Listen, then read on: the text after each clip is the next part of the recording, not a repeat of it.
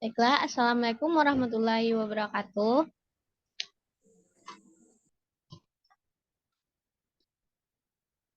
Em, Alhamdulillahirrabbilalamin, wassalatu wassalamu ala asrofil anbiya'i wal mursalin, wa ala alihi wa ashabihi rasulillahi ajma'in.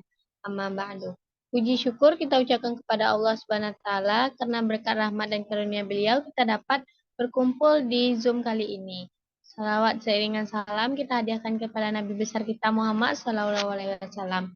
Yang kami hormati Ibu Firda Zahra MPD selaku dosen pengampu mata kuliah anatomi dan fisiologi makhluk hidup, dan seterusnya kepada teman-teman yang saya sayangi. Baiklah, kami dari kelompok 10 akan menyampaikan hasil diskusi kami tentang sistem reproduksi. Dan perkenalan saya Widya Mutiara dengan NIM 22231035 dan rekan saya. Saya Khaira Fifa dengan NIM 22231113. Baiklah, materi bahasan pada presentasi kali ini yaitu next ya.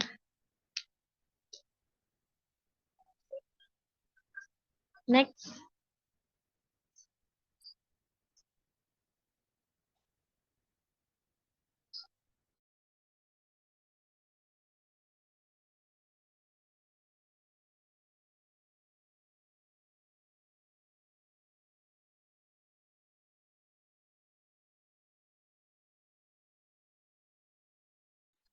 Jadi materi bahasan pada presentasi kali ini yaitu apa itu meiosis dan apa itu perbedaan mitosis dan meiosis, sistem reproduksi pria, sistem reproduksi wanita, dan kelainan pada kelamin.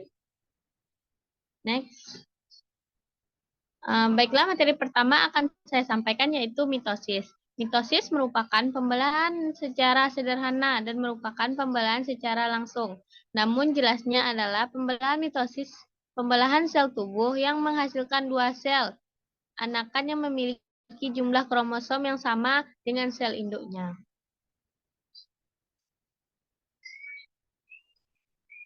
Selanjutnya, next. Tahapan dari meiosis. Tahapan dari meiosis yang pertama yaitu interfase. Interfase di mana sel induk masih bergabung utuh.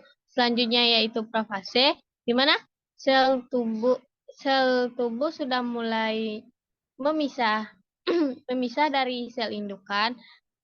Selanjutnya yaitu fase ketiga metafase, di mana sel indukan setelah membentuk dua kromosom. Yang keempat yaitu anafase, di mana sel indukan sudah hampir membentuk dua sel. Yang kelima yaitu telofase, di mana dua inti sel telah memisah, namun pada fase ini belum memisahkan diri. Dan selanjutnya yaitu pada fase 6 yaitu fase anak, di mana indukan dan anak telah sel indukan dan sel anak sudah memisah. Next. Pengertian selanjutnya yaitu meiosis. Meiosis merupakan jenis pembelahan sel yang menghasilkan 4 sel anakan yang masing-masing memiliki setengah dari jumlah kromosom induk. Next. Dapat dilihat dari PPT gambar yang telah kami tampilkan, yaitu ada profase 1, metafase 1, anafase 1, telofase 1, profase 2, metafase 2, anafase 2, dan telofase 2. Teman-teman dapat melihat perbedaan dari gambar sebelumnya dan gambar ini. Yang sebelumnya ya merupakan pemisahan indukan dan anakan dengan dua kromosom, sedangkan di meiosis itu perbedaannya menghasilkan 4 kromosom yang berbeda. Next. Selanjutnya yaitu beda mitosis dan meiosis. Bedanya dapat dilihat yang pertama yaitu pada pada tujuannya. Di mitosis untuk memperbanyak diri dan sel pertumbuhan dan perbaikan regenerasi. Selanjutnya reproduksi aseksual. Di meiosis untuk membentuk sel kelamin, mengurangi jumlah kromosom agar pada generasi selanjutnya tetap. Tempat terjadinya kalau di mitosis terjadi pada sel tubuh yaitu soma, pada meiosis sel gonal atau sel organ reproduksi tempat pembentukan gamet dari induk. Pada mitosis yang dilakukan yaitu sel haploid menjadi sel haploid, sel diploid menjadi diploid. Namun pada meiosis yaitu sel diploid menjadi sel haploid. Untuk jumlah pada mitosis 1 kali pembelahan, pada meiosis pada 2 kali pembelahan. Hasilnya yaitu pada mitosis 2 sel anak, pada meiosis 4 sel anak. Sifat sel anak yang pada mitosis yaitu identik dengan kromosomnya sama dengan kromosom induknya. Sedangkan pada meiosis tidak identik, kromosomnya setengah dari indukan. Tahap pada mitosis yang pertama profase, metafase, anafase, dan telofase.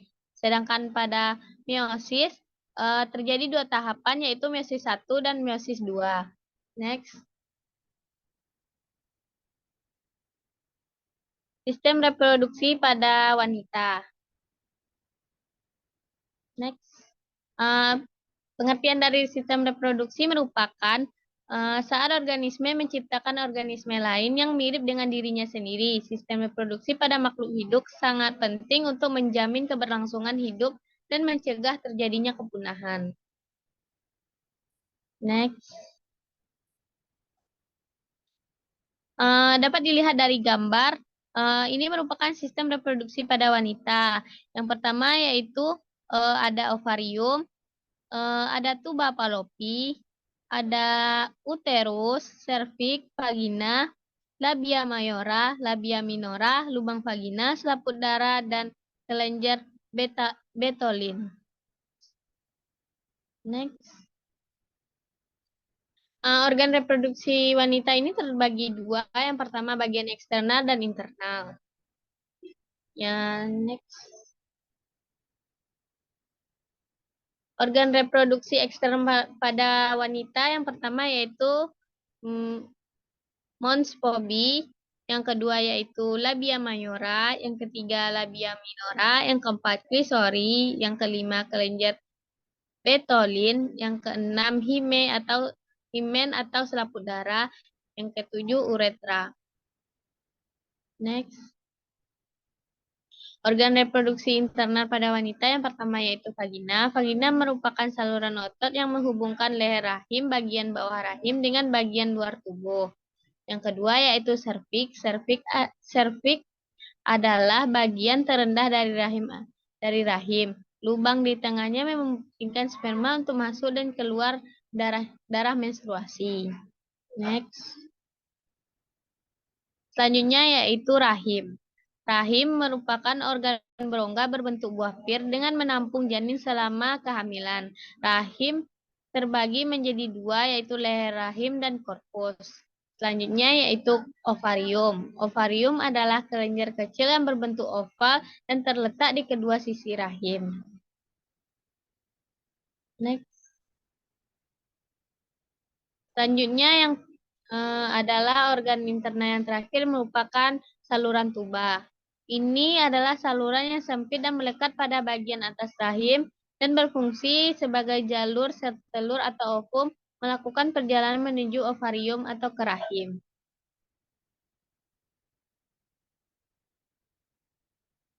Sekian materi dari saya. Selanjutnya yaitu kepada Khaira. Baik, saya akan melanjutkan menjelaskan tentang sistem reproduksi pria. Next.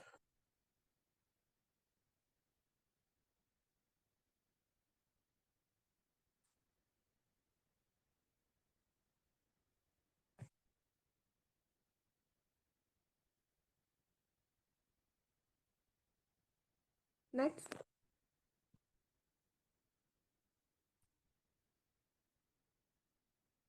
Di gambar terdapat organ reproduksi pria yang terdiri dari skrotum, testis, epididymis, kelenjar Cooper, kelenjar prostat, vesikula seminalis, saluran uretra, penis, vas deferens, dan kandung kemih. Next. Yang pertama, skrotum. Skrotum merupakan pembungkus testis. Suhu testis lebih rendah 2 derajat Celcius dari suhu tubuh. Dinding skrotum terdiri dari beberapa lapisan, yaitu yang pertama bagian luar, berupa kulit tipis relatif tanpa bulu dan mengandung kelenjar keringat. Yang kedua, tunica dartos, bagian yang melekat pada kulit yang berupa otot-otot halus. Yang ketiga, lapisan jaringan keringat. Yang keempat, membran serus, yaitu dasar dari dinding skrotum. Next. Yang kedua, testis. Testis adalah organ utama dalam sistem reproduksi pria yang bertanggung jawab untuk memproduksi sperma dan hormon testosteron. Testis berada di dalam skrotum, sebuah kantung kulit yang tergantung di luar tubuh untuk menjaga suhu optimal bagi produksi sperma. Yang ketiga ada epididymis. Sperma yang diproduksi di testis akan disimpan sementara di epididymis, sebuah saluran panjang yang melingkar di bagian belakang testis. Di sini sperma matang dan menjadi motil atau mampu bergerak. Next. Yang keempat, vas deferens. Setelah matang, sperma akan diangkut melalui vas deferens, sebuah saluran yang menghubungkan epididymis dengan uretra. Vas deferens melewati beberapa struktur seperti vesikula seminalis dan kelenjar prostat. Yang kelima, ada vesikula seminalis. Organ ini menghasilkan cairan yang kaya fruktosa yang memberikan energi bagi sperma. Cairan dari vesikula seminalis juga membantu membentuk sebagian besar volume ejakulasi. Next. Yang keenam ada kelenjar prostat. Kelenjar ini mengeluarkan cairan prostat yang membantu melindungi dan memperpanjang usia hidup sperma dalam saluran reproduksi wanita. Cairan ini bersifat alkalis, membantu menetralkan keasaman di uretra pria dan vagina wanita. Yang ketujuh, kelenjar Cooper. Kelenjar ini menghasilkan cairan praejekulat yang melumasi uretra dan menetralisir asam dari urin yang mungkin tersisa di uretra sebelum ejakulasi terjadi. Yang terakhir, penis. Penis adalah organ eksternal yang mengandung uretra dan berfungsi untuk mengantarkan sperma ke dalam saluran reproduksi wanita. Penis terdiri dari jaringan erektil yang dapat mengambang saat terisi darah, memungkinkan selama hubungan seksual. Next. Materi selanjutnya yaitu kelainan kelamin.